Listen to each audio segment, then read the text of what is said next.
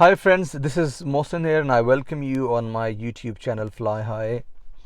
पिछली वीडियो में मैंने ये कहा था कि हम आज इंशाल्लाह किसी एक पॉइंट से शुरू करेंगे अंग्रेज़ी को।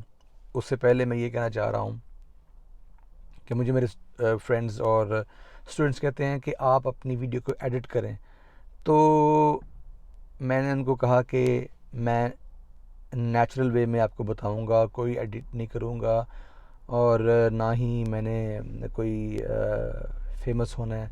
मेरा जो मकसद है वो सिर्फ़ एक माशरे में कंट्रीब्यूशन है। जैसे मैं इंग्लैंड में रहता हूँ, मैं पाकिस्तान में नहीं रह रहा हूँ, तो मेरा पाकिस्तानी माशरे में इतना ज़्यादा कोई कंट्रीब्यूशन नहीं है कि मैं उनको कुछ सिखा सकूँ, लेकिन यूट्यूब के ज़रिए, इस चैनल के ज़रिए मैं अपने लफ्ज़ों को आगे पहुँचा सकता हूँ।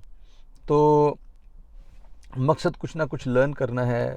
इसमें कोई पीछे अच्छा सेट लगा हो या उसमें एडिटिंग हो वगैरह वगैरह, इसकी मुझे कोई ज़रूरत नहीं है। और सिंपल चलेंगे, नेचुरल वे से चलेंगे इंशाल्लाह ताला।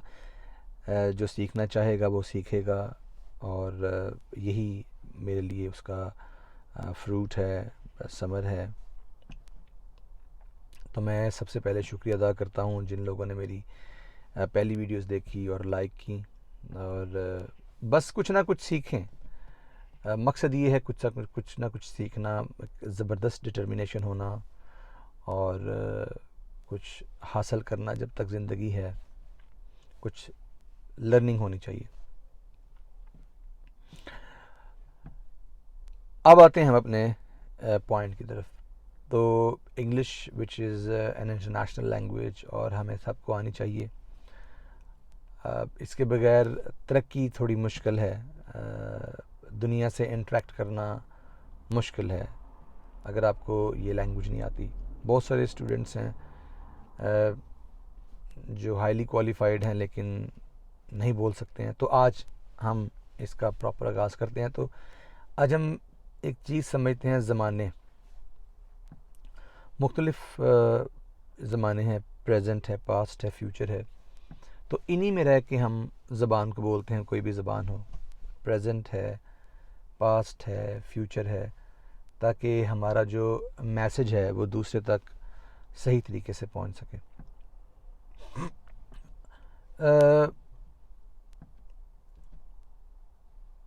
एक तो ये कि ज़बानों का ख्याल रखना है, कैसे रखना है, और ग्रामर के बगैर इंग्लिश को कैसे सीखना है। तो पहले मैंने कहा था कि ग्रामर के बगैर तो इम्पॉसिबल है, लेकिन हम उसको आसान कर सकते हैं। तो आए आज हम सबसे पहले ज़माने को लेकर एक चीज़ समझते हैं, वर्ब। वर्ब क्या है? VERB, verb. Verb actually action words हैं और इनकी 3 अक़साम हैं, और इन वर्ब्स का बहुत रोल है लैंग्वेज में। आपका मकसद आपका क्लियर होता है और आप किस ज़माने में बात कर रहे हैं उससे ये चीज़ बड़ी क्लियर होती है। अब एक्शन वर्ड क्या है, इसको समझें। वर्ब क्या है, वर्ब एक्शन वर्ड है, और एक्शन वर्ड क्या है इसको समझें। जैसे एग्ज़ाम्पल है जाना।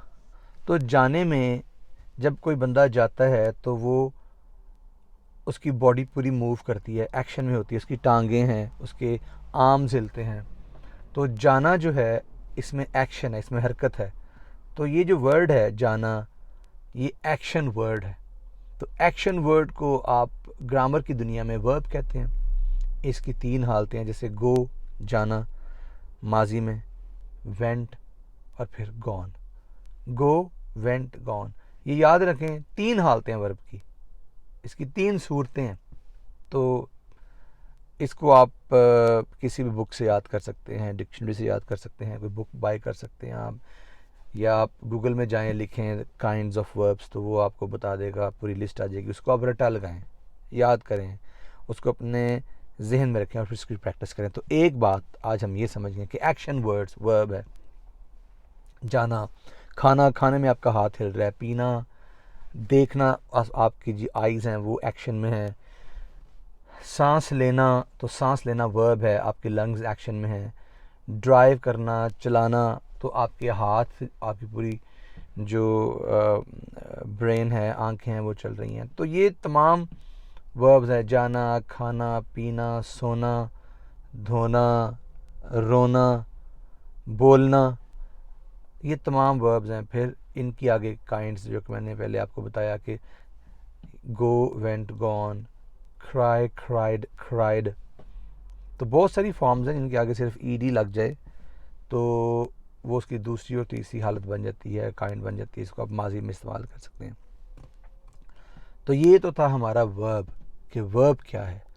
तो एक तो आपने वर्ब की प्रैक्टिस करनी है। दूसरी बात, जहाँ से हमने अपने ज़माने का स्टार्ट लेना है, टेंस का स्टार्ट लेना है, तो सबसे पहले मैं ये चाहूँगा कि आपको टेक्निकली इंग्लिश सिखाई जाए, आपको टिप्स दिए जाएं। उन टिप्स को आप याद रखें, और टिप्स को जब आप याद रखेंगे, जैसे एक ये टिप बताया वर्ब, उसको मैंने एक्सप्लेन किया आसान लफ्ज़ों में ताकि आप समझ जाएं। इसी तरह हम एक टिप लेते हैं, एक वर्ड को पकड़ते हैं, एक इंग्लिश में रूल को पकड़ते हैं और उसको एक्सप्लेन मैं करता हूँ और आप इंशाल्लाह समझेंगे। हम राह को समझते हैं कि राह को इंग्लिश में क्या कहते हैं। राह को इंग्लिश में ING बोलते हैं, इंग। तो जहाँ भी, जिस फिक्रे में भी राह होगा उर्दू के, वहाँ पे वर्ब की फर्स्ट फॉर्म आएगी और उस फर्स्ट फॉर्म के साथ आपने इंग लगाना है ताकि उसका मतलब राह बन जाए। जैसे वो जा रहा है, वो खा रहा है, वो खा रहा था, वो खाता रहा है। तो आपके माइंड में फ़ौरन एक बात आनी चाहिए कि यहाँ पे हमने वर्ब के साथ ING लगाना है, वर्ब के साथ ING। जैसे वो जा रहा है तो गो इंग, वो खा रहा है, ईटिंग, वो पी रहा है, ड्रिंकिंग।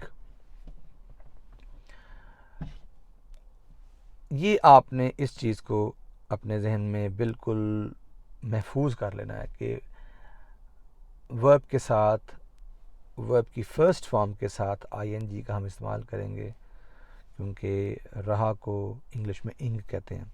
और एक फार्मूला है, क्यों है, ये बस लैंग्वेज है और इसका कोई जवाब नहीं है।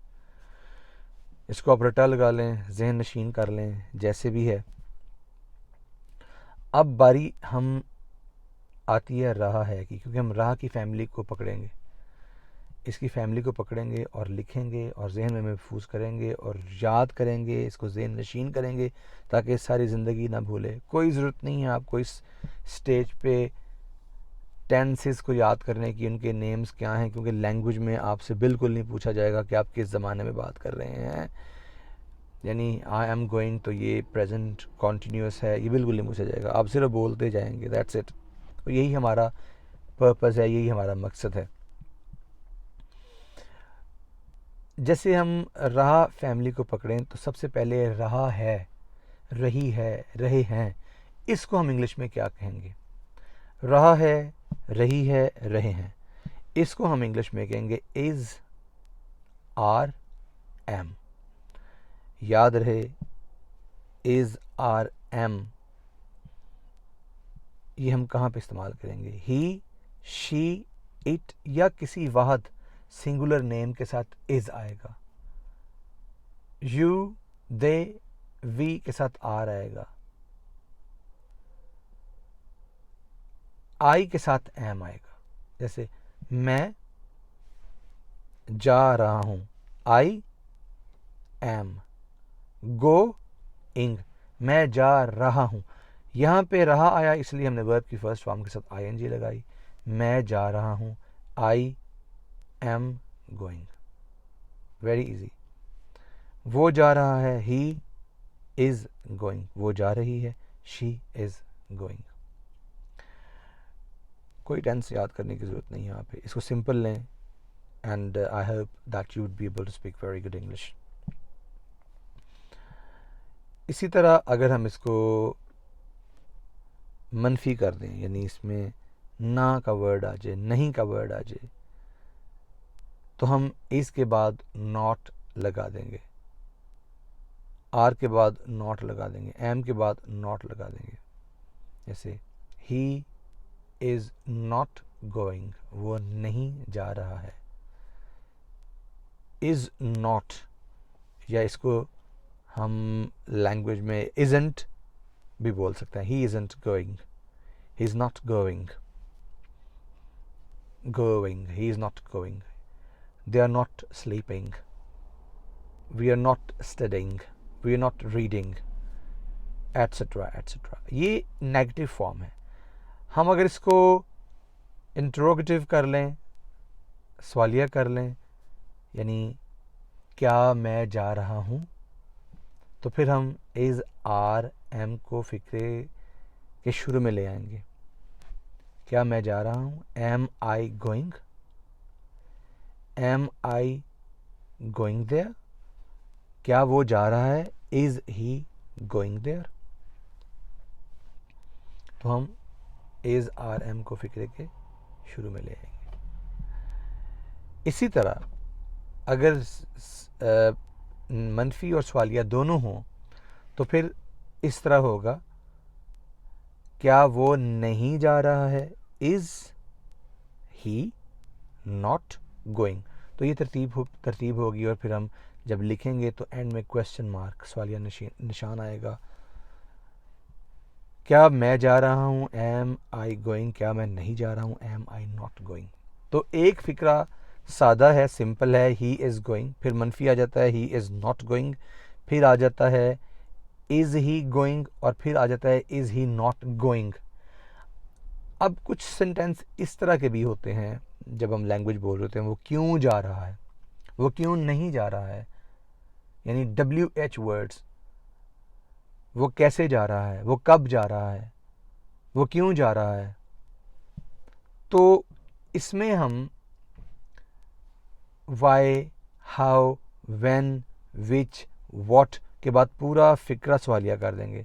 वो क्यों जा रहा है? Why is he going. वो कैसे जा रहा है? How is he going. तुम कैसे पढ़ रहे हो? How are you studying. I hope कि आपको इसकी समझ आ चुकी होगी। आपने सिर्फ इसकी प्रैक्टिस करनी है। Practice makes a man perfect. बहुत सिंपल है। मैं फिर थोड़ा सा रिवाइज कर देता हूँ। रहा, ING, रहा है, इज़ आर एम, वो जा रहा है, he is going, he is not going, is he going, why is he going. इसके आपने बेशुमार सेंटेंसेस बनाने हैं, उनकी प्रैक्टिस करनी है आज के दिन में, और एवरी डे इनको रिवाइज करना है। ये आपके ब्रेन का हिस्सा बन जाएगा। आप कोई लायक और नालायक नहीं होता कि ये बहुत लायक है और वो बहुत नालायक है, नहीं। कुछ लोगों ने अपने ब्रेन को ट्रेन किया होता है और कुछ लोगों ने अपने ब्रेन को ट्रेन नहीं किया होता। तो जिन्होंने ट्रेन कर लिया वो उस चीज़ में महारत उन्होंने हासिल कर ली, और जिन्होंने ट्रेन नहीं किया उन्होंने महारत हासिल नहीं की। लेकिन इसका ये मकसद नहीं है कि वो ट्रेन नहीं कर सकते। आप लाइफ के किसी भी हिस्से में अपने ब्रेन को ट्रेन करके चीज़ों को सीख सकते हो। So there is no concept of intelligent or dull person. So we are same, we are all equal, only we need to train our brains. So once we have trained our brains, we know how to do that particular thing. अपना ख्याल रखिएगा। Next topic episode में हम next trick को सीखेंगे। Thank you very much.